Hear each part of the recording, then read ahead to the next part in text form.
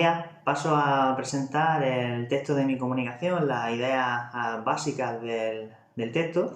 Antes simplemente quisiera aprovechar unos segundos para agradecer a la organización del Congreso el haber tenido a bien aceptar mi propuesta y, por supuesto, por todas las labores que implican, ¿no?, la construcción, organización y desarrollo de un evento de estas características, aunque bueno, lamentablemente tengamos que hacerlo vía online como consecuencia de la situación actual que estamos viviendo desde el punto de vista sanitario.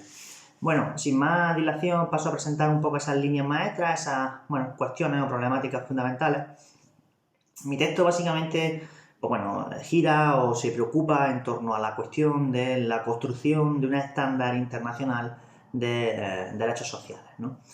Hablo de derechos económicos, sociales y culturales porque es el término marco que se emplea en el contexto del derecho internacional público o de la protección internacional de los derechos humanos, y el hecho de centrarnos en este tipo de derechos frente a los derechos civiles y políticos o un concepto más macro de derechos humanos es sencillamente porque siguen habiendo especificidades en cuanto a la garantía, a los mecanismos de exigibilidad de este tipo de derechos frente a los derechos llamados de primera generación, que serían esos derechos más políticos, más civiles, ligados a la propiedad, a la participación política, etc.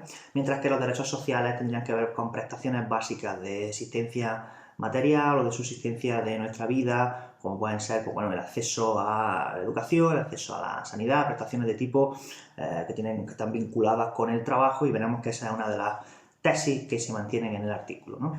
La idea de que efectivamente un análisis de los instrumentos, que esa es una de las partes, ¿no?, del trabajo, sería ese análisis técnico-jurídico, después de hacer una reconstrucción del itinerario normativo desde el contexto de la Segunda Guerra Mundial posterior, que es cuando surge Naciones Unidas.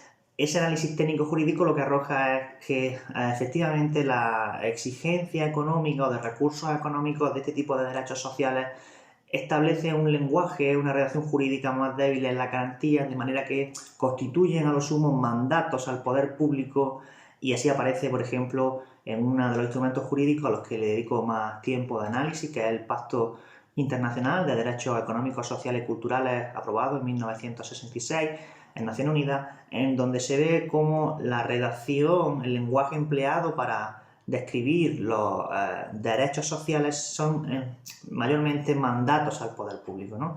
El Estado garantizará o el Estado estará obligado a, mientras que en un análisis de ese mismo instrumento del año 66, pero esta vez en el ámbito de los derechos civiles y políticos, habla de todo el mundo tiene derecho a o nadie será objeto de. Es decir, son construcciones técnico-jurídicas en las que denotan derechos subjetivos, por un lado, en el caso de que sean derechos civiles y políticos, mientras que en el caso de los derechos sociales se trata de mandatos al poder público o principios rectores de la política social y económica, y no tienen esa misma fuerza, ¿no?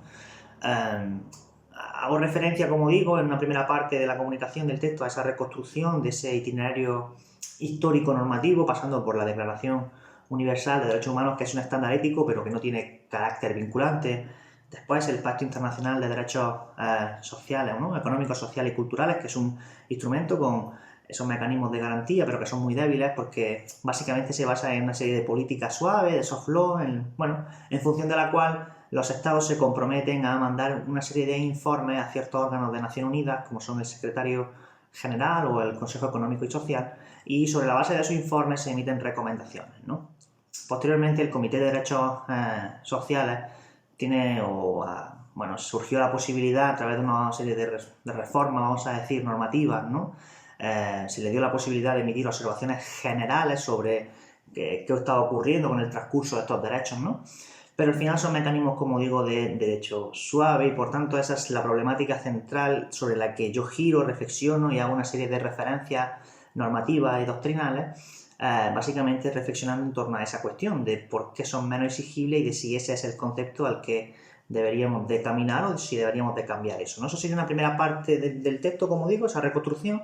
Una segunda parte que involucra ya no solamente elementos de análisis jurídico o técnico-jurídico, sino también, me envuelvo un poco en elementos de análisis propios del discurso filosófico, y ahí entro a analizar esa cuestión de la Agenda 2020, el establecimiento de los objetivos de desarrollo sostenible. Se formaba parte del título de mi trabajo, y ahí básicamente, con una mínima referencia al periodo del año 2000 a 2015, que es cuando tenemos los Objetivos de Desarrollo del Milenio.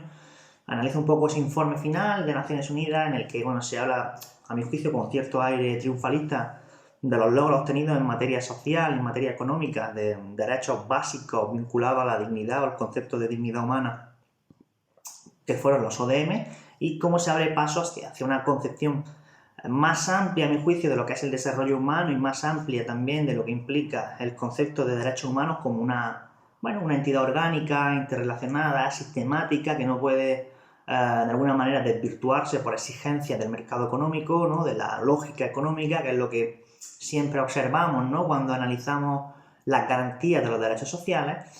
En ese sentido, la Agenda 2030 ofrece una perspectiva de debate público y una concepción teórica, a mi juicio, interesante de lo que es el desarrollo humano más amplio, sobre todo con la coletilla de sostenible, y entiendo que puede abrir la puerta, al menos en el plano teórico, a partir de su objetivo de desarrollo 8, ¿no? Que es el trabajo digno y que viene de toda una serie de reflexiones y de análisis y de recomendaciones de la OIT, que hay que recordar que se constituye en el marco de la Primera Guerra Mundial, del fin de la Primera Guerra Mundial, y sobrevive a la refundación del orden internacional en la Segunda Guerra Mundial. Por tanto, la cuestión del trabajo siempre ha sido central como centro de imputación del conjunto de derechos sociales en esos pactos de posguerra, que básicamente nos instauran en economías sociales de mercado, y se entiende que hay una intervención del poder público que tiene que garantizar ciertos niveles mínimos de subsistencia, ¿no? Para todos sus ciudadanos, y eso le obliga a ofrecer prestaciones. Eso está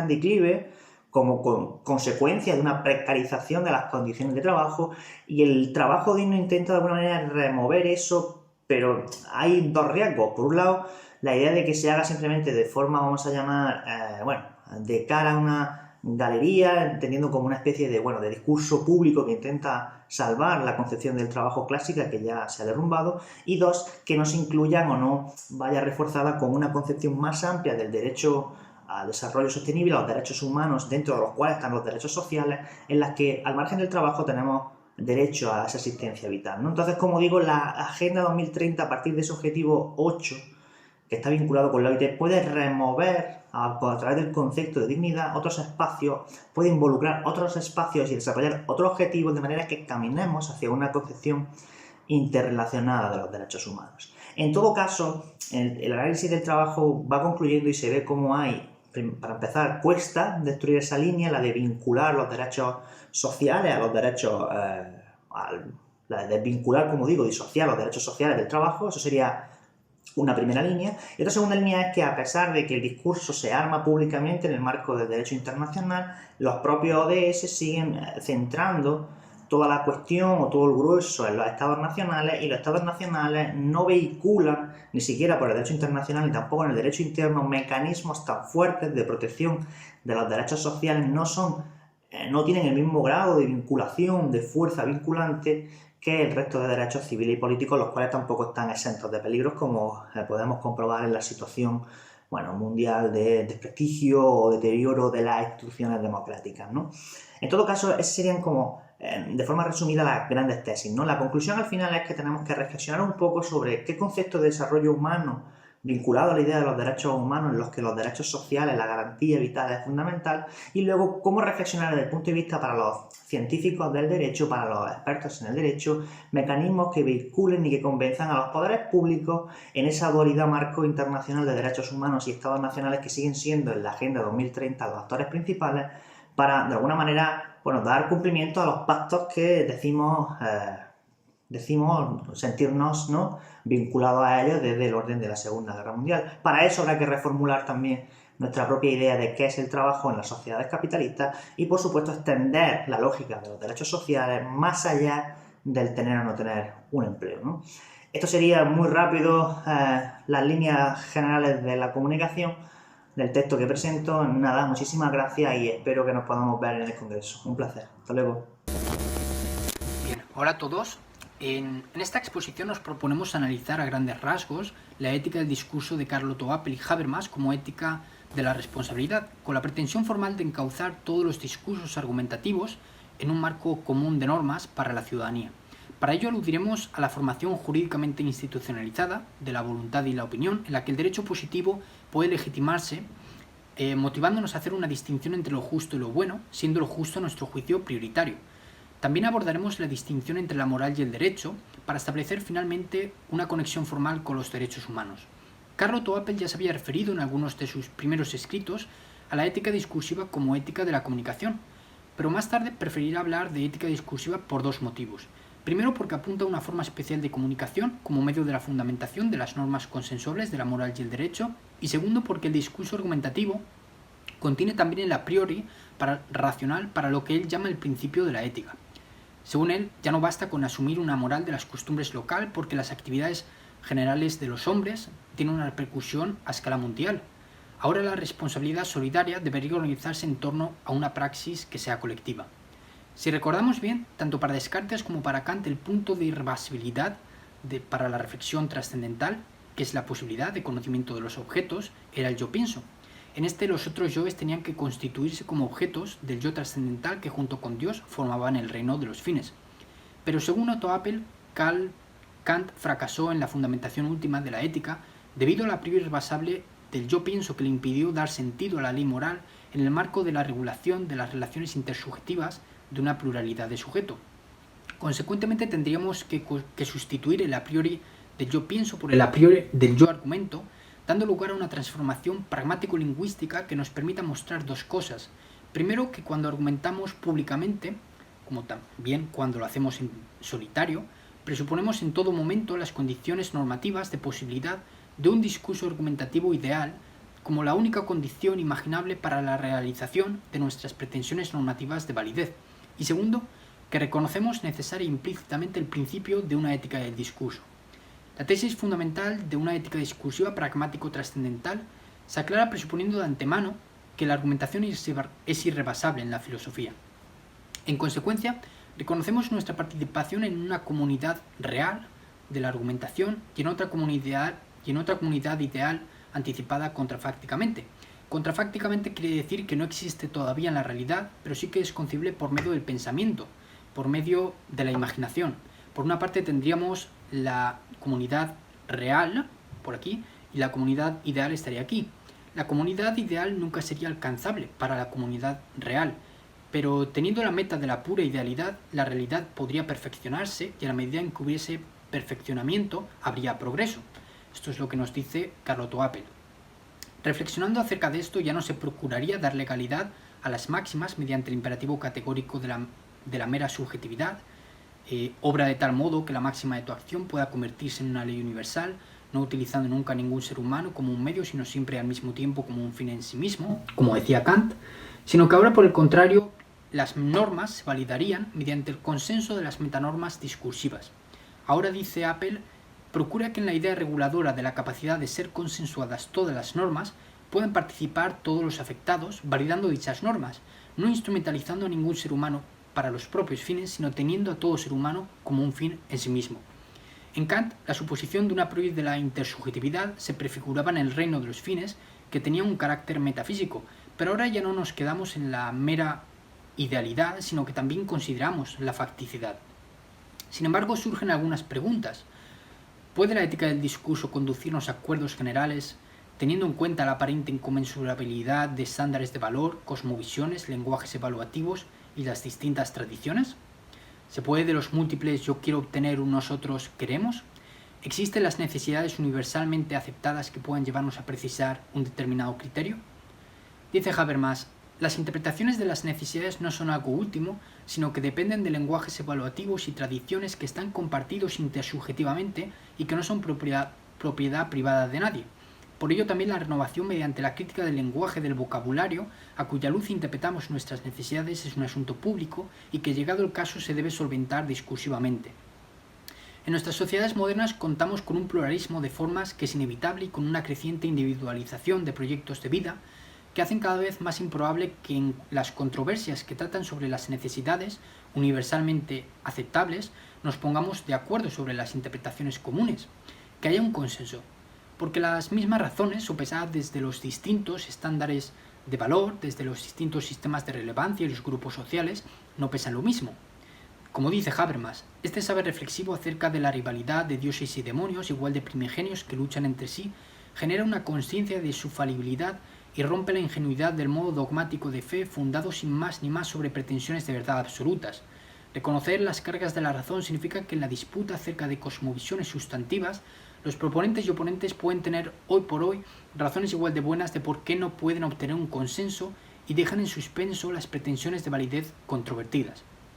Por eso, a nuestro juicio, ese consenso por solapamiento deberá basarse en algo más que en el discurso, deberá basarse en el reconocimiento, y es importante que al mismo tiempo que participamos de una ética discursiva y reconstruimos dicho consenso por solapamiento, no aceptemos dicho consenso como con resignación, como si hubiera que conformarse con un mero modus vivendi, sino que recapacitemos sobre la riqueza y el pluralismo social que se sigue de este proceso de reconocimiento que no es la limitada tolerancia. La diferencia es esta: la tolerancia nos hace mantenernos distanciados de aquellos que no piensan igual que nosotros. Decimos que consideramos como un igual al tolerado, pero en realidad es nuestro inconsciente sentimiento de superioridad el que nos impide acercarnos al otro, como si no quisiésemos mancharnos, como si no quisiésemos volvernos impuros. El reconocimiento, en cambio, a diferencia de la tolerancia, nos acerca y nos ayuda a comprender la forma de pensar del otro y a considerar que sus razones pueden ser dignas de ser escuchadas y de ser tenidas en cuenta. La tolerancia se limita al respeto, pero mantiene una tensión interna y un conflicto secreto en la distancia espaciotemporal, y en cambio el reconocimiento disuelve las pesadillas del subconsciente que toma lo extraño como enemigo y peligroso. El reconocimiento es una expresión moral que se fundamenta en el deber humano y no en un sentimiento patológico. No tiene por qué deberse a una emoción, sino que tiene que llevarse a cabo como una intención consciente. Aquí podemos hacer una reformulación socrática diciendo que lo igual atrae lo igual cuando se trata de lo puramente humano y que lo diferente atrae lo diferente cuando se trata de interesarse por las variadas concepciones de vida. Esta reformulación socrática aplicada a la sociedad nos ayuda a entender este aspecto moral que da lugar, como dice Ricoeur, a los llamados estados de paz. Habermas hará referencia a esos mínimos de justicia compartidos diciendo que los lenguajes y vocabularios de los que interpretamos nuestras necesidades y explicamos nuestros sentimientos morales tienen que ser porosos unos para otros, no pueden estar embutidos en contextos monádicamente cerrados, intrascendibles, que aprisionen a los sujetos en ellos nacidos y socializados. Pero para ello deberíamos aceptar que existe comensurabilidad entre las distintas tradiciones, y suponemos que esta comensurabilidad no existe por sí misma, sino que tiene que ser buscada intencionalmente mediante la ética del discurso, esto es, argumentando racionalmente con pretensiones de alcanzar un consenso. Efectivamente, las diferencias contextuales solo presentan un problema que la razón tiene que resolver, aunque finalmente no lo pueda disolver. Lo que trata de explicarse es que la racionalidad de la legalidad no se explica recurriendo a una racionalidad autónoma e independiente de la moral, sino que esa legitimidad tiene que derivarse de una relación entre el derecho y la moral. Consecuentemente, la moral nos lleva a querer contar con el otro independientemente de sus costumbres y creencias, porque es un ser humano, y en tanto que ser humano, racional, y en tanto que racional, universalizable.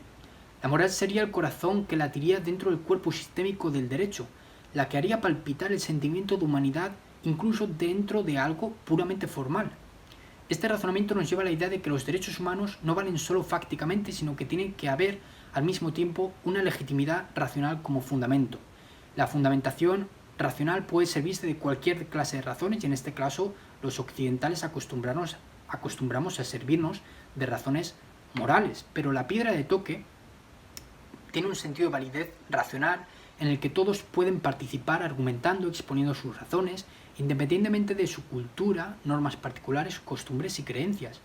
Entendemos, pues, que sin la argumentación práctico-moral, las relaciones meramente formales, vacías de toda materia moral, también podrían convertirse en un instrumento para justificar las mayores atrocidades, como hemos visto a lo largo de la historia, porque la razón por sí sola nos conduce a aporías, y tanto el bien como el mal pueden justificarse desde la mera razón, pero es el peso de la moral el que hace que los brazos de la balanza finalmente se inclinen intencionalmente, conscientemente, hacia la universalidad, esto es, pretendiendo incluir y reconocer a las minorías. Y termino con una frase de Adela Cortina, que ha sido seguidora directa de Carlo Toapel y Habermas, discípula de ellos, que dice: Pero como la ética es fácilmente domesticable por los poderes fácticos que los distintos países saben manipular emociones e intereses para conseguir las mayorías, el respaldo crítico de una ética filosófica es siempre imprescindible. Una ética de la razón cordial, consciente de que conocemos la justicia no solo por la razón, sino también por el corazón. Una ética tejida sobre el reconocimiento recíproco de quienes se saben y se sienten dignos y a la vez vulnerables, conjuntamente hacedores de un mundo que deberá estar a su servicio. Buenas tardes a todos y todas. Les agradezco por estar aquí a esta hora para atender y poder conversar un poco sobre el tema que nos corresponde.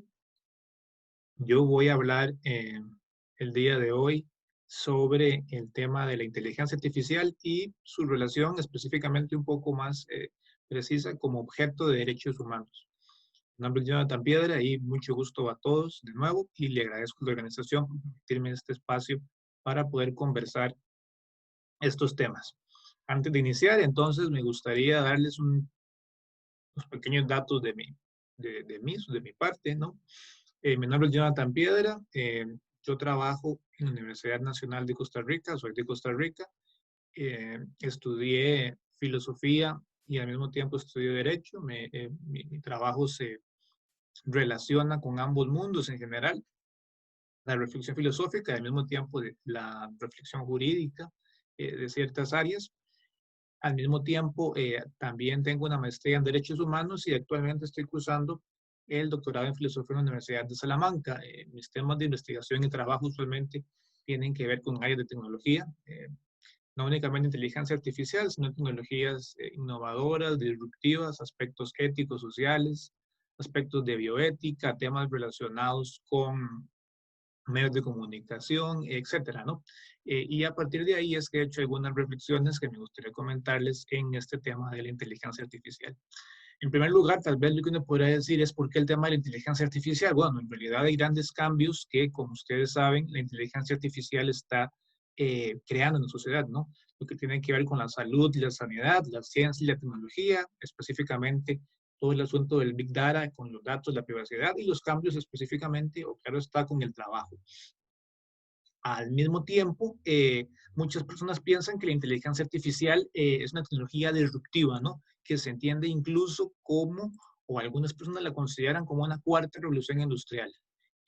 Incluso van más allá y consideran que sus cambios van a ser tan transformadores que pueden duplicar la tasa de crecimiento económico. Por ejemplo, una empresa muy famosa, Accenture, cree que para el 2035, antes de la pandemia, por lo menos la inteligencia artificial tenía el potencial de duplicar el crecimiento económico, el Producto Interno Bruto, por lo menos del mundo, ¿no?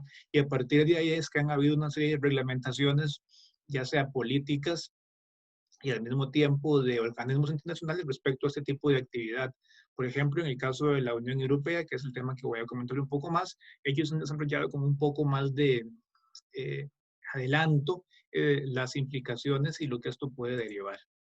Empresas como Intel, Google, Microsoft, Uber, en general Amazon, Tesla y también grandes compañías chinas como Alibaba o Baidu han y siguen invirtiendo gran cantidad de dinero y recursos sobre el tema de la inteligencia artificial, no únicamente sobre el tema de la inteligencia artificial, sino sobre todo lo que tiene que ver con la robótica, las prácticas de computación cognitiva y en general con una convergencia entre ambas tecnologías, pero todas mediadas evidentemente por el desarrollo de la inteligencia artificial. Como ustedes pueden ver en este gráfico, hay una gran cantidad de empresas líderes en el conocimiento y en desarrollo e investigación de inteligencia artificial que, sin embargo, pues son un pequeño número quienes acaparan todas las investigaciones y las patentes en el mundo.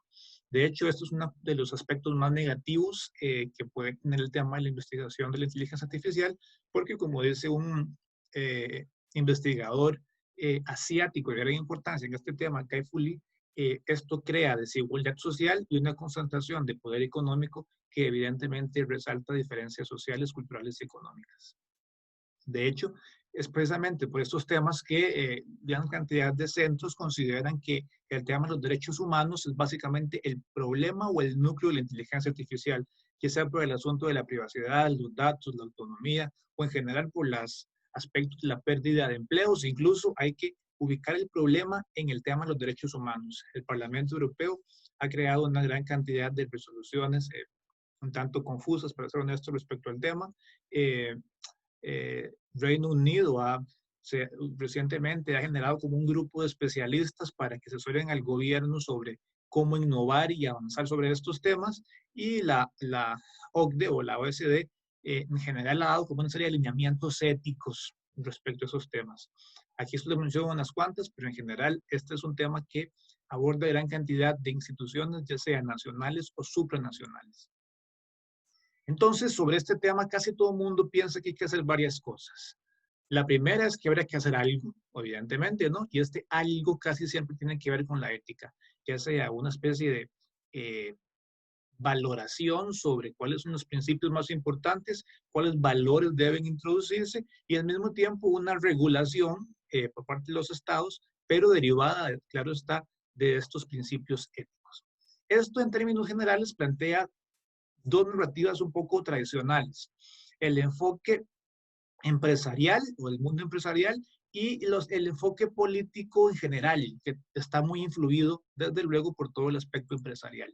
En este sentido, el contexto de toda esta información o de todas estas políticas y regulaciones es que la tecnología ética o la regulación de la ética tecnológica va casi siempre en paralelo o en oposición con una resistencia a la regulación. Es decir, se habla de la ética para evitar la regulación, porque precisamente la ley o la regulación se ve como un obstáculo para la innovación tecnológica.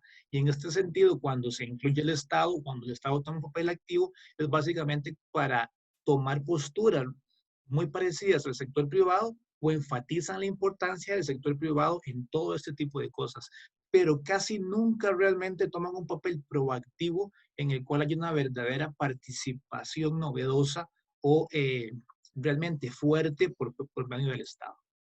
Como ustedes pueden ver acá, el caso de la Unión Europea ha tomado un papel preponderante respecto a estos temas, aunque para ser francos, es una perspectiva un tanto confusa, ¿no? Por ejemplo, en el caso de la Unión Europea, hay como una serie de directrices que supuestamente están basadas en la Carta de los Derechos Fundamentales, pero dejan de lado unas cosas y mencionan otras.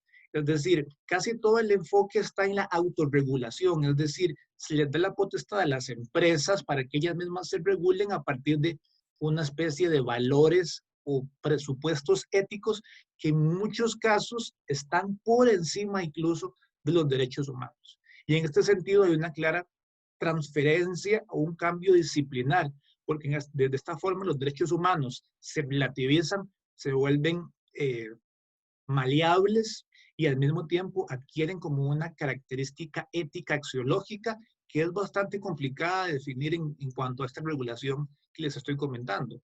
Casi los derechos fundamentales pasan a convertirse como una especie de imperativos éticos que no son vinculantes entre sí, sino más bien como son actos de buena fe y de buena voluntad, y al mismo tiempo los derechos fundamentales también se convierten en compromisos éticos que de nuevo no quedan claro cómo se pueden cumplir. Es decir, se deja la regulación estatal directa y se permite una autorregulación de las empresas y de las grandes corporaciones para que ellos mismos determinen cuáles son los valores éticos que deben implementarse a sí mismos. Y esto realmente es un problema, ¿no? Porque se convierte en una especie de lavado ético, en el cual la ética se convierte como en una especie de ethical risk. Los derechos humanos se vuelven simplemente como una gestión de riesgo, una minimización de daños, pero queda por fuera, todos los aspectos de la justicia social, la equidad, los derechos culturales, y solo se enfatizan algunas cosas muy concretas y específicas, mientras que queda por fuera la regulación y la normativización o la normatividad propia de los derechos humanos. ¿Cuál es el problema? Porque aún suponiendo que la ética sea una solución, es muy difícil diferenciar cuáles son los distintos marcos éticos que deben existir o que deben ser más propios de la regulación en la inteligencia artificial.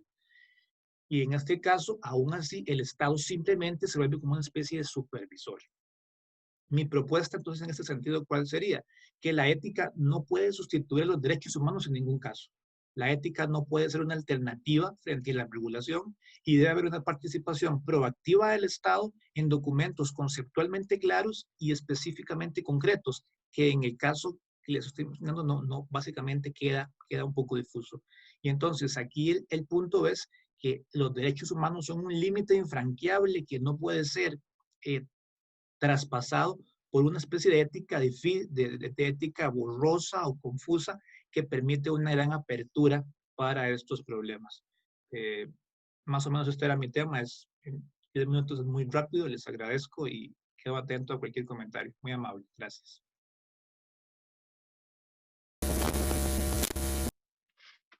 Buenos días. En este Congreso de Derechos Humanos y de los Objetivos de Desarrollo del Milenio a la Agenda 2030 y los Objetivos del Desarrollo Sostenible, les traemos una ponencia sobre educación para la paz y la ciudadanía como un espacio para la formación en una universidad pública de México. Un servidor, José Luis Andrade Lara, conjuntamente con la doctora Amelia Molina y el doctor Cristian Israel Ponce Crespo. La idea es avanzar en los objetivos del desarrollo sustentable. Entonces, pues los retos de la educación actual tenemos para la educación para la paz y la conformación de la ciudadanía. Tenemos la universidad, que en la Universidad Autónoma del Estado de Hidalgo hemos incluido cambios en el currículum. La flexibilidad curricular impacta de forma directa en el quehacer de la integración de la temática de la ciudadanía y la educación para la paz, y en un marco, pues, de formación universitaria en valores. En este contexto del cambio en el currículum, la flexibilidad curricular pues impacta de forma directa en el quehacer de la integración de la temática de la ciudadanía y la educación para la paz, y en un marco de una formación universitaria de valores. Es importante en un currículum universitario para la paz, pues este mundo ya vemos que está convulso y simplemente nada más hemos visto cómo nuestro país ha ido, digamos, ocupando lugares más preponderantes y va perdiendo posiciones, digamos, en los índices de paz global, y pues esto preocupa de manera importante en la educación. Entonces, si revisamos algunas cosas como, por ejemplo, Federico Mayor, que nos habla de el humanismo, y dice, y la educación en la cultura de la paz, pues son fundamentales en esta era de la información. La cultura de paz no será posible con el compromiso de la comunidad educativa en la transmisión a los niños de los valores en que se basa el progreso armónico de la comunidad: solidaridad, tolerancia, respeto mutuo, espíritu de diálogo, conciencia de la dignidad de cada ser humano, dice Federico Mayor. Creemos nosotros que un currículum de educación para la paz tiene mucho que ver en esto. Habría entonces una variedad de caminos, según el mismo sentido del término de currículum. Es importante la flexibilidad y su conveniencia en la aplicación de la organización de los contenidos escolares, contra la rigidez de las estructuras académicas y administrativas del modelo tradicional educativo, ya que la flexibilidad procura la autonomía o autorregulación y la libertad de actores. El sentido del término de la flexibilidad va en relación a presentarlo como un objetivo de formación, no tanto como una formación para escoger una ruta de estudios o de maestros, puesto que va más allá de eso, ya que responde a educar no únicamente para una profesión, sino para toda la vida. La globalización como proceso que trasciende nos permite crear condiciones de repensar la educación, las consecuencias sobre la funcionalidad de las escuelas, qué tipo de estudiantes pretendemos formar, con qué contenidos, cuál compromiso, qué tipo de actitudes pretendemos enseñar, cuáles habilidades y competencias. Entonces, en una educación para la paz, conjuntamente con la conformación de ciudadanía, y en este planteamiento se deben enseñar y aprender soluciones a los conflictos, a la guerra, a la violencia, al terrorismo, a la explotación de género, a combatir el daño ambiental y oponerse a todo lo que sea contrario a la vida y a la dignidad humana. Hay que buscar una transición y una cultura de violencia y guerra y fuerza a una cultura de la paz, ya nos dice Federico Mayor. En un estudio, Lugo y Gutiérrez señalan que la educación para la paz se está integrando en el currículum de la educación superior como un eje transversal, un currículum transversal. sobre todo en las universidades públicas mexicanas. Esto es un esfuerzo que ha implicado plantear la flexibilidad como un elemento que incide en las nuevas propuestas y modelos educativos. La transversalidad no significa ni implica desarrollar el temario de lo que podría ser una disciplina, sino que se trata de educar en unos principios éticos y valores en forma global en todo el proceso de enseñanza y por lo tanto implicando a todo el currículum del alumno. En el contexto de la competencia también genérica de la conformación de ciudadanía, sobre todo en los programas educativos de las universidades mexicanas. Pues en este contexto de currículum flexible, a las escuelas en el mundo actual, pues se les presenta el dilema de ser llevadas por la inercia de la adaptación acrítica o la transformación crítica, creando en ocasiones un currículum sin saber qué tanto responden a problemas sociales reales o a intereses de grupos sociales particulares vinculados a la producción económica o al control político-ideológico. Torres señala que la transversalidad permite la integración al currículum de problemáticas sociales, políticas y laborales, fortaleciendo el desarrollo personal del alumno. La transversalidad contribuye a reflexión y pensamiento crítico, teniendo al humanismo, a la cultura ecológica y a los principios y valores como base de la enseñanza. El desarrollo de las tecnologías pues, nos ha traído ese beneficio, pero para que esto pueda ser posible, este desarrollo debe desplegar un potenciamiento de la capacidad del hombre en términos de mejor desarrollo humano.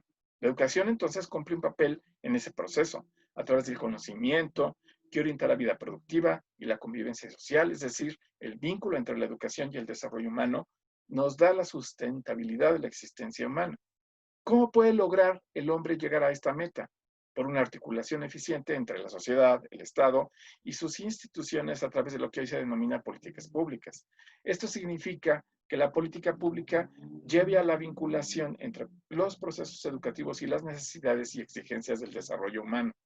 En conclusión, tenemos en este contexto que la Universidad Pública Mexicana se enfrenta al reto no solo de cumplir con las clásicas funciones asignadas de docencia, investigación, extensión, y cumplirlas con determinadas cualidades de acuerdo con las nuevas exigencias del contexto, sino que también asume otras funciones, tales como ser contenedor de presiones sociales, mediante la canalización, regulación y admisión de alumnos como formadora de personas que quieran vivir en un mundo sin violencia y sin paz. Gracias por su atención. Esto es todo por hoy. Hola, en primer lugar quería dar las gracias por darme la oportunidad de estar aquí en este congreso y por los derechos humanos. Y quería lanzarles una pregunta. ¿Debería el derecho animal estar incluido dentro de la agenda por los derechos humanos? Bueno, pues para responder esta pregunta, primero necesitamos contextualizar. ¿Qué es esto de la Agenda 2030? Pues fue aprobada en 2015 con un marco de desarrollo a 15 años, presentando 17 objetivos para acabar contra la pobreza, el hambre, el cambio climático y luchar por el empoderamiento de la mujer. Esta agenda coincidió temporalmente con el Acuerdo de París para luchar contra el cambio climático. Estas convenciones se sitúan en la fase tercera dentro de la protección medioambiental internacional, según la doctora en Derecho Lisa Benjamin. Las fases son las siguientes: la primera desde 1972, la segunda del 72 al 92 y la tercera del 92 a 2015 y más allá. En estas fases se puede observar cómo ha habido un incremento de la normativa reguladora del mismo, al mismo tiempo que la preocupación por los efectos directos e indirectos del cambio climático aumentaba conforme iba creciendo el daño causado por el mismo. Pero aún así, la normativa creada no es suficiente para reparar y prevenir futuros daños y futuros riesgos. Así lo demuestran 3 informes especiales realizados por el Grupo Intergubernamental de Expertos sobre el Cambio Climático, a partir de la IPCC, que revisan el cumplimiento de estos objetivos fijados en diferentes convenciones. Estos informes son el informe especial sobre el calentamiento global, el informe especial sobre el cambio climático y tierra, que es en el que nos vamos a centrar, y el informe especial sobre el océano y la criosfera en un clima cambiante.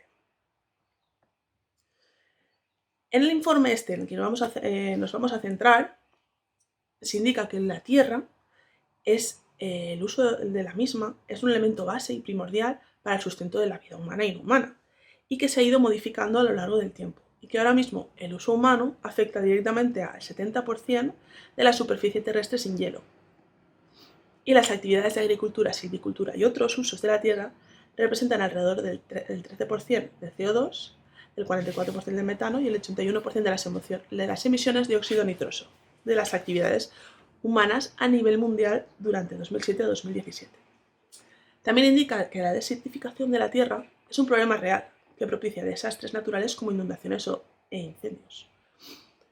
Señala también que el abastecimiento de la carne se ha doblado y estima que 821 millones de personas siguen desnutridas. Visto estos datos, se puede llegar a la conclusión lógica de que la tierra es un recurso principal muy deteriorado que necesita intervención legal para su protección y, evidentemente, mejoras en su gestión. Hemos visto que de esos 17 objetivos de desarrollo sostenible, hay unos 14 que están vinculados al uso que tenemos de la tierra. Y están conectados ya sea por acción causa o por acción indirecta, por lo que en teoría debería de ser más fácil encontrar soluciones globales. Pero no sucede así. La causa de la dificultad de encontrar estas soluciones globales que ayuden a cumplir estos objetivos y a evitar los riesgos derivados, tal y como explica Jessica Culpeper, directora de Food Project, son las grandes corporaciones y en concreto la industria cárnica. ¿Por qué? Porque su afán principal es sacar beneficio pese a todo. Existen, además de los estudios citados anteriormente, otros numerosos estudios que indican que, tales como un artículo denominado El impacto de las instalaciones ganaderas sobre la calidad y seguridad del agua subterránea, o uno realizado por la médico Ángela Prado sobre macrogranjas porcinas, que indican que advierten sobre esta contaminación del agua, del aire y por consiguiente del suelo, pudiendo generar y transmitir enfermedades. A la contaminación que genera y la producción de enfermedades se le suma el uso del agua y el grano necesario para la alimentación y producción de la consecuente carne. En la agricultura representa actualmente aproximadamente un 70% del uso mundial del agua dulce. Y para la producción de carne y de productos lácteos se emplea el 30% de la superficie total terrestre, el 70% de las tierras agrícolas y se consume el 8% de agua destinada a usos humanos, que ha indudablemente demostrado que la distribución de estos recursos del agua a la tierra, así como de la agricultura, no es eficaz. Si se gestionan estos recursos de una forma mejor, simplemente la mayoría de esos objetivos de 2030 ni siquiera existirían.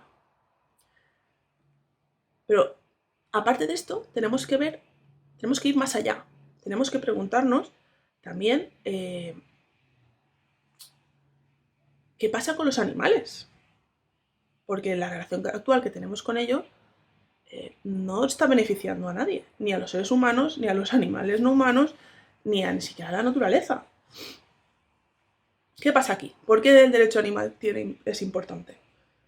Pues a ver, una vez expuesto este contexto actual que tenemos y sobre la Agenda 2030, los datos sobre la contaminación y su relación directa con el uso de los animales no humanos como recurso, es necesario plantearse esa relación que tenemos con la naturaleza y con los otros seres no humanos. Visto que la mayoría de objetivos están interrelacionados y que suceden a causas comunes, está más que comprobado que no solo se está sufriendo las consecuencias del ser humano, sino también la naturaleza y los animales en particular. Por esta razón no podemos obviar la necesidad de abordar esta situación. Tenemos una responsabilidad moral con ellos por ser los causantes de forma directa o indirecta de este sufrimiento, como dice el profesor de bioética Jeff Sebo. A raíz de estas ideas nace la exigencia de otorgar más protagonismo a los animales no humanos en las agendas políticas y personales, pero no en segundo plano, sino como coprotagonistas vitales. Para entender esta idea, la autora Corinne Peluchon, en su libro Manifiesto Animalista, indica que hay que articular una teoría política y antropológica que arroje nueva luz a la condición humana, el sentido de la libertad y la importancia de nuestra responsabilidad frente a otros seres vivos. Hay que tomar conciencia del daño que estamos causando, del maltrato que sufren los animales por el hecho de crearnos superiores a ellos. Esto tiene un nombre dentro del mundo animalista bastante conocido, que es el especismo, que es discriminación por razón de especie. Se sabe, gracias a numerosos estudios, desde el estudio Brande hasta la observancia diaria de nuestros animales de compañía, que los animales son seres sintientes, que tienen capacidad de sufrir. Simplemente a lo mejor no somos conscientes del daño que hacemos, simplemente no vemos la necesidad. Por todo esto tenemos una obligación de desarrollar y dar importancia a su protección mediante la inclusión del derecho animal. El derecho animal es una cuestión que es una realidad que la que tenemos que ocuparnos de primer plano. ¿Vale? Además, sabiendo que el problema base está en la forma de ver a los animales humanos como recursos, someternos a crueles destinos, con un consecuente impacto negativo sobre la Tierra y el planeta y los propios seres humanos, debemos de revisar nuestros privilegios y hacer una evaluación del sistema empezando por la fuente del problema, que es la comida. Este tema lo trata el académico Jonathan Lebon en diversos artículos, donde destaca que el concepto de sostenibilidad, en el que muchos políticos apoyan su discurso y sus medidas, no resuelve el problema de ineficacia que tenemos. Y indica el sistema alimentario actual es extraordinariamente sucio e inexcusablemente ineficiente.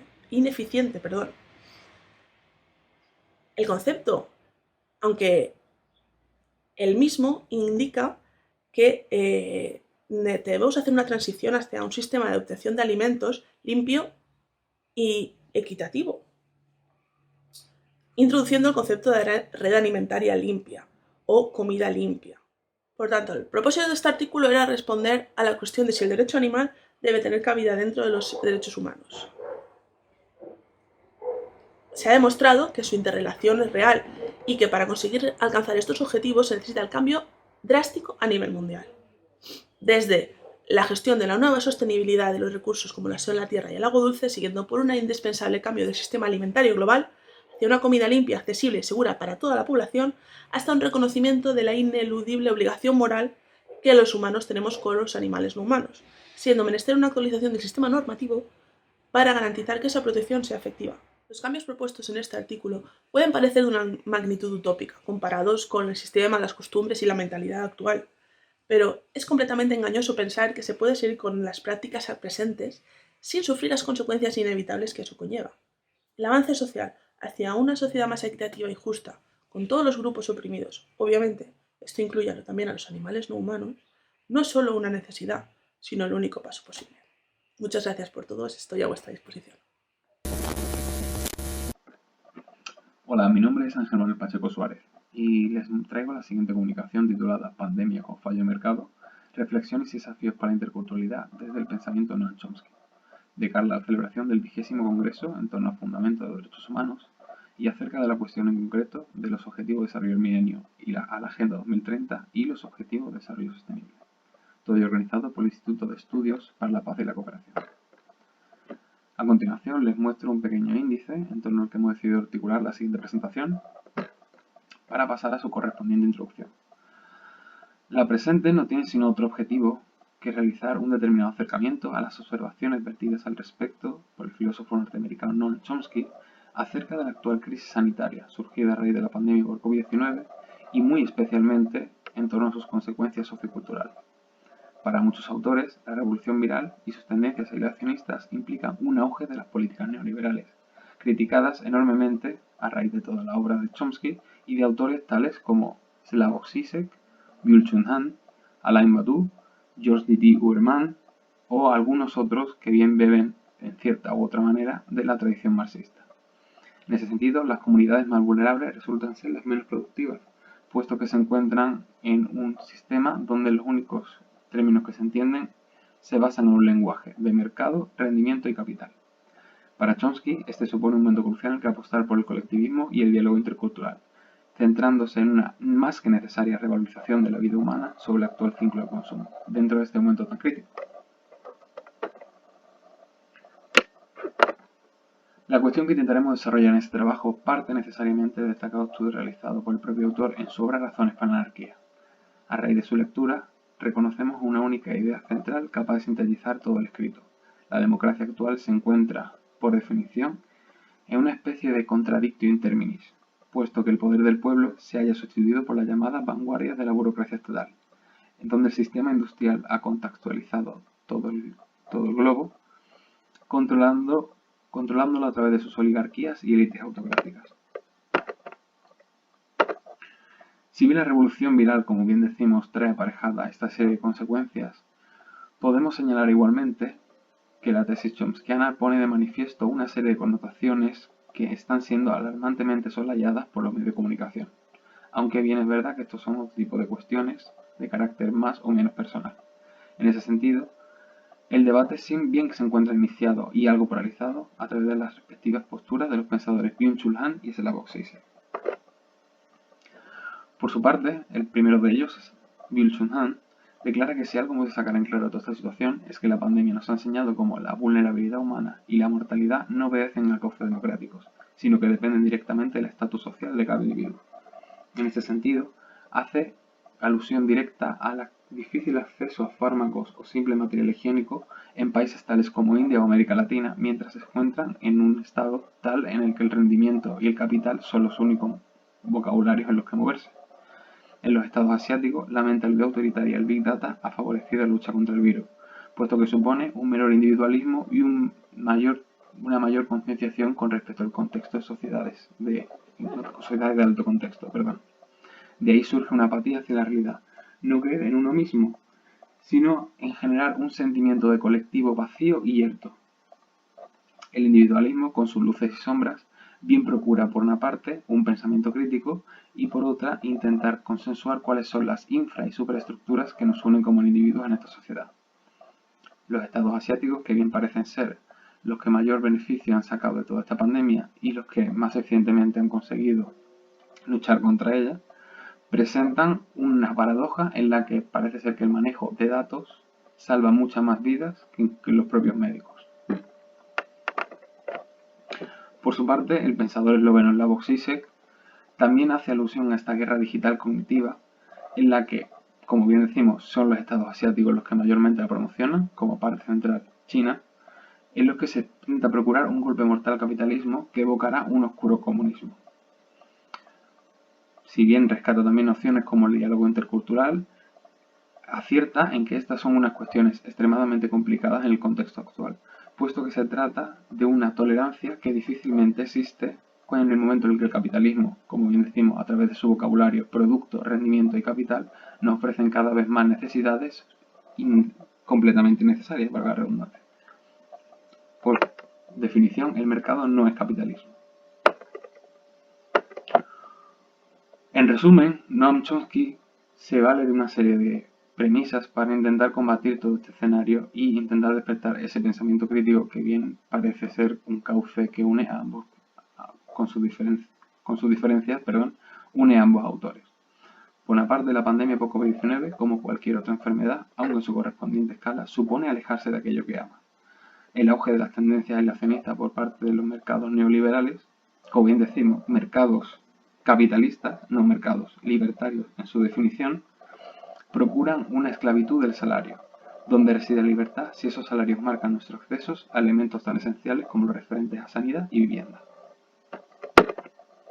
El anarquismo, que es la principal propuesta del autor norteamericano, supone que no es un sistema social fijo, hermético, sino una tendencia, una óptica, un método de constructivista.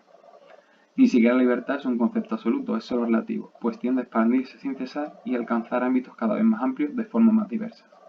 Si bien el capitalismo y sus tendencias eleccionistas, como bien decimos, parecen escudarse detrás de bizantinismos y debates tales como qué es la libertad o en qué punto empieza la de una nación, la de otra y la identidad como individuo, Noam Chomsky apela precisamente a una visión historicista y de las ideas propias de la Ilustración desde una óptica más objetiva y histórica.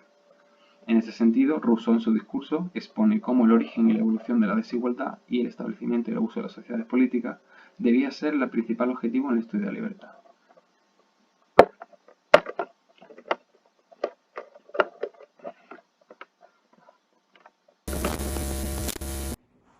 Antes de explicar la tesis principal de la presente investigación, la fundamentación metafísica del derecho de gentes y posterior derecho internacional, conviene ir introduciendo varios conceptos generales con el fin de clarificar dicha exposición. Por un lado, en esta ponencia se pretenden tratar dos ideas fundamentales, la fundamentación metafísica del derecho de gentes y la consolidación de un derecho internacional. El concepto de derecho de gentes lo acuñan por primera vez pensadores romanos como Ius Gentium y asienta sus bases en el concepto de cosmopolitismo estoico. El Ius Gentium comienza con juristas estoicos como Séneca y Cicerón, que debido al auge del comercio en el Imperio Romano elaboran las bases de un derecho común entre ciudadanos romanos y no romanos.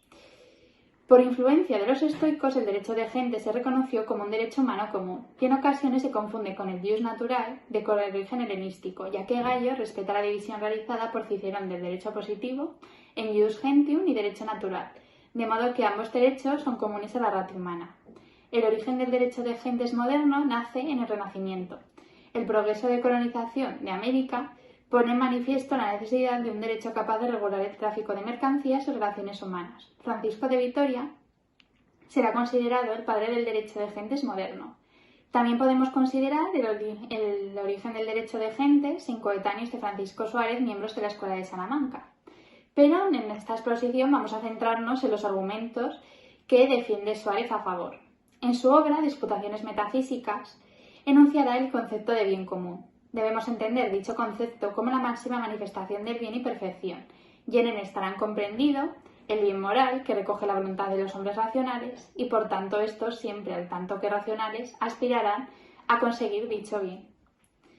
En su obra Las leyes, como se refleja en la siguiente cita, Suárez define la libertad individual a la hora de actuar de los sujetos. Es importante añadir el concepto de cuerpo político, que también vamos a trabajar a continuación. Suárez comprende a los sujetos como cuerpos políticos individuales, ya que para Suárez el poder reside en los sujetos y no en una sola figura. De forma que, siguiendo los planteamientos, podríamos decir que se asemeja a la teoría contractualista y lo que Suárez concibe como comunidad política, ya que este sería el pacto que realizan libremente los individuos para conseguir el bien común. El derecho de gentes surge por medio de la necesidad de vivir en paz y de manera equilibrada, y en última instancia de la preservación de este bien común, de forma que, como señala Suárez, el fin de todo pacto político es la libre unión entre estados, que como seres racionales deciden unirse libremente para conseguir el bien común. En Kant podemos encontrar cierta similitud con el planteamiento que propone Suárez. De hecho, podríamos encontrar semejanza en los conceptos de comunidad política y federación de repúblicas, kantiano. Además, al igual que Suárez, Kant para la teoría del derecho será fundamental como intermediaria entre la ética y la política. Para poder introducirnos en dicha relación, empezaremos comparando por analogía el modelo de federación de repúblicas kantiano y lo que entiende Suárez por cuerpo político. Es importante distinguir las diferencias entre ambos, al igual que apreciar los puntos en común que tienen estos conceptos y ver sus posibles aplicaciones en las teorías contractualistas que estarán en todo el periodo de la modernidad. Suárez expone su modelo de gobierno en el Tratado de Legibus, donde reconoce la necesidad de los hombres de unirse en comunidades para preservar el bien común, y entenderá el cuerpo político como un poder que su último fin es garantizar el bien común, siendo este el objetivo final de los hombres racionales. Por consiguiente, el objetivo de la comunidad política será asegurar el bien común, y por ello aspirará siempre a conseguir la paz entre los diferentes pueblos. De tal forma que el fin de la Federación de Repúblicas kantiano también será este de construir una comunidad política que garantice la paz perpetua. Kant, a diferencia de Suárez, que define una comunidad política internacional, propone el concepto de federación de repúblicas, de manera que aunque todas las repúblicas tengan un código legislativo que regule sus relaciones comerciales y la diplomacia entre estas para evitar una guerra, cada república tendrá sus propias autonomías y sus propias leyes. Aunque Kant reconoce que muchas veces las decisiones políticas se toman en base a intereses egoístas y no actuando conforme al concepto de bien común que ya hemos expuesto. Kant también, guiándose de los ideales fruto de la Ilustración, que estaban vigentes en esa época, defiende que conforme el pueblo sea más cultivado y actúe siguiendo la razón, la república y el establecimiento de la paz perpetua se podrán llevar a cabo. Habermas sintetiza el ideal de federación de repúblicas expuesto en el Tratado de la Paz Perpetua en la naturaleza pacífica de las repúblicas, ya que, como hemos visto y hemos ido exponiendo a lo largo de esta exposición, a medida que las sociedades se desarrollen, irán desapareciendo las hostilidades entre repúblicas, la fuerza asociativa del comercio mundial. En el tratado también se manifiesta la necesidad de regular las necesidades comerciales entre fronteras. Y por último, el tercer punto, que expone la función de la esfera pública en la política, ya que propone un sistema de repúblicas capaz de garantizar la paz. Con la distancia del siglo XX tras las guerras sufridas y la posterior formación de la ONU en el año 1945, podríamos decir que el siglo pasado marca un nuevo paradigma en la forma de concebir las relaciones internacionales. Habermas señalará que el papel de la ONU y las organizaciones mundiales de los derechos internacionales como herramientas capaces de garantizar la paz perpetua kantiana. De hecho, Kant defenderá en su famoso tratado que la paz se alcanzaría cuando el pueblo fuera lo suficientemente ilustrado para que la razón obrara de tal manera que todos los individuos de las repúblicas buscaran como objetivo el bien común y la paz perpetua. Habermas señala que la misión de la ONU fracasa. Esta no tiene el poder suficiente para anteponerse a la soberanía de los Estados. Los cuerpos militares de la OTAN son incapaces de contener el avance de las guerras, de modo que la ONU, que parecía la culminación del proyecto kantiano, falla.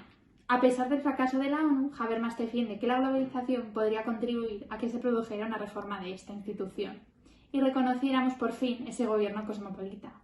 Aún así, criticará que si se diera dicha situación, las decisiones no se tomarían en base al bien común, sino a los intereses del sistema neoliberal y del mercantilismo. De modo que, aunque a primera vista el proceso de globalización pueda parecernos atractivo, a la hora de conseguir este proyecto, también tiene sus inconvenientes y podemos comprobar que un mundo globalizado tampoco nos conduce al ideal de paz perpetua. La situación mundial actual podría enseñarnos que, a pesar de todo el respaldo internacional, la institución mundial es endeble y el ideal de paz un tanto inestable. Lo que sí podemos sacar en claro es que el derecho internacional cada vez adquirirá un papel más importante dentro de las sociedades modernas, ya que el nuevo horizonte que abre la globalización y las instituciones manifiesta la necesidad de un código legislativo capaz de gobernar un gobierno conjunto.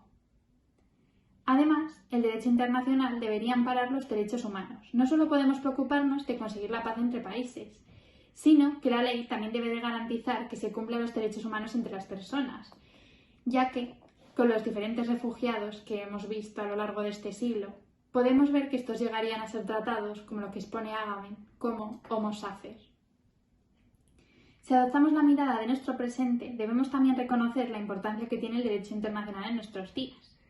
La premonición del cuerpo político en Suárez y de la Federación de Repúblicas Kantiana se culmina. Hemos construido, aunque de manera imperfecta, un cuerpo político común, donde, aunque está presente el falso ideal de individualismo y autosuficiencia neoliberal, nos necesitamos los unos a los otros para coexistir. Las relaciones globales son las que marcan el ritmo de la economía, pendiendo así de una suerte de efecto mariposa. Con el ejemplo de la actual situación de alarma sanitaria por la COVID-19, se refleja la inestabilidad en la que se encuentra este orden mundial. La pandemia en China ha traído consecuencias devastadoras a Europa, de tal forma que ya no nos vale solo con procurar el bien común en nuestro propio país. El orden globalizado muestra un nuevo paradigma inimaginable para Suárez o Kant, que nos obliga a reforzar las instituciones mundiales y luchar para conseguir ese ideal de paz, aun teniendo en cuenta la fragilidad a la que siempre estaremos sometidos. El derecho internacional debería de reformarse y blindar un mayor apoyo a las instituciones internacionales. Podría resultar utópico pensar en un mundo sin conflictos bélicos y estable, pero sí podríamos aprender algo de la situación sanitaria de la COVID-19, y es que somos seres que habitamos en la misma naturaleza o providencia, conectados entre sí. Los problemas que afectan a una parte del mundo opuesto también son nuestros problemas. Necesitamos reforzar un orden mundial donde trabajemos juntos para resolver los nuevos problemas a los que vamos a tener que hacer frente. Bueno, ante todo quiero agradecer a los organizadores y las organizadoras de este evento por el espacio otorgado. Me voy a referir brevemente a algunos aspectos que considero medulares en lo que hace a la universalidad de los derechos humanos, o mejor dicho, a una de las características de los derechos humanos, como es la universalidad que ya se plasmaba en el instrumento de 1948 en la Declaración, en el marco de Naciones Unidas. Como punto de partida considero que es muy importante tener presente que hay una carencia conceptual jurídicamente en términos de instrumentos internacionales para esta clase de derechos. En ese orden, el Alto Comisionado de Derechos Humanos considera que estos derechos son derechos inherentes a todas las personas que definen las relaciones entre los individuos y las estructuras de poder, básicamente. Pero ahora bien, el gran cuestionamiento a erigirse es si precisamente estos derechos son producto de la modernidad o si siempre estuvieron acompañando, por así decirlo, a la persona humana.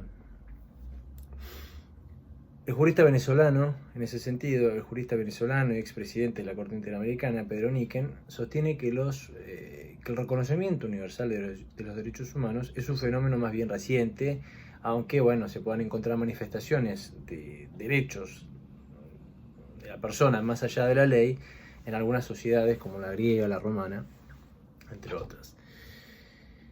En esa línea es que considera que fue en Inglaterra donde emergió el primer documento significativo donde se establecían, que ya establecía limitaciones limitaciones de naturaleza jurídica frente al ejercicio del poder del Estado, tales como la Carta Magna de 1215, el Habeas Corpus de 1679, el Bill of Rights de 1689, de alguna manera considerando a estos precursores de las modernas declaraciones de derechos. Pero más allá de la discusión y más allá de los aportes de este jurista venezolano, y más allá de la procedencia natural de los derechos humanos, podemos considerar los orígenes de esta clase de derechos en las revoluciones occidentales ya del siglo XIII, la Revolución Americana de 1776, la francesa de 1789, cuyos postulados liberales ya que alentaron a las mismas, a estas revoluciones, ya se plasmaron luego en los sistemas jurídicos, donde se establecieron derechos fundamentales en las constituciones modernas y como derechos humanos en los instrumentos o en los pactos internacionales. Ahora bien, de la primera de ellas podemos decir que surgió la declaración de Independencia de 1776, donde ya se afirmaba que los hombres habían sido creados iguales, dotados de ciertos derechos innatos como la vida, la libertad, la búsqueda de la felicidad. Sin embargo, el acontecimiento considerado como verdadero punto de partida de los derechos humanos fue la Declaración de los Derechos del Hombre y del Ciudadano en 1789 de Francia, donde ya se plasmaba una vocación universalista, donde ya el preámbulo de esta declaración, entre sus líneas, establecía exponer en una declaración solemne los derechos naturales e inalienables y sagrados del hombre. Por supuesto, este documento no estuvo ajeno o no se lo eximió de críticas, ya sea provenientes del campo de la filosofía como las que realizó Edmund Burke en sus escritos, por ejemplo, en Reflexiones sobre la Revolución Francesa de 1790, donde negaba la existencia de los derechos consecuencia de la revolución porque entendía una ruptura con las instituciones preexistentes que él denomina tradición, temiendo que se propagase esta anarquía, este estado anárquico en Inglaterra principalmente y que se extendiera por toda Europa. Otra mirada crítica fue la de Hannah Arendt, quien se mostró en desacuerdo con el carácter inalienable que traía consigo el tal catálogo jurídico, entendiendo que los derechos postulados como inalienables e independientes no lo eran así a la hora de que las personas no se encontraban en una situación de ciudadanía de un Estado soberano, que ella conceptualiza como apátridas, estar privado del derecho a tener derechos, donde no se les garantizaba sus derechos, sus necesidades básicas por ninguna institución o autoridad. Y finalmente, entre otras críticas, encontramos la de las críticas provenientes de movimientos feministas, de las vertientes feministas, dada la connotación masculina en los enunciados de esta declaración, ya que los mismos estaban dirigidos al hombre y al ciudadano, lo cual venía precedido por la idea de fraternitas o de fraternidad, la cualidad propia de los hermanos. Ahora bien, brevemente, si nos detenemos tras la devastación de la Segunda Guerra Mundial en 1945, donde se da el consecuente marco para el establecimiento de la Organización de Naciones Unidas, ya, bueno, donde se estableció, a partir del cual se estableció también la creación de una Comisión de Derechos Humanos, actual Consejo de Derechos Humanos, a partir de 2006, que tuvo un papel fundamental, cardinal, a la hora de la negociación, la revisión, la redacción de la Declaración Universal de los Derechos Humanos del 10 de diciembre del 48. Y este instrumento, para hacer una alusión breve, este instrumento establecía, entre otras características de esta clase de derechos, la imprescriptibilidad, que son para toda la vida, no tienen fecha de caducidad, la indivisibilidad, ningún derecho puede disfrutarse a costo de otro derecho, la inderogabilidad, entre otras circunstancias, entre otras características, disculpen, y finalmente la universalidad. Ahora bien, en lo que hace a la universalidad de los derechos humanos, principalmente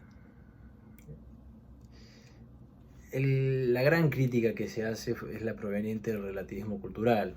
Ahora, si por ejemplo ya el antropólogo mexicano Carlos Bruckmann Aro entiende que el relativismo cultural como el principio de que las creencias y actividades de un individuo o sociedad solamente pueden ser interpretadas en términos de su propia cultura.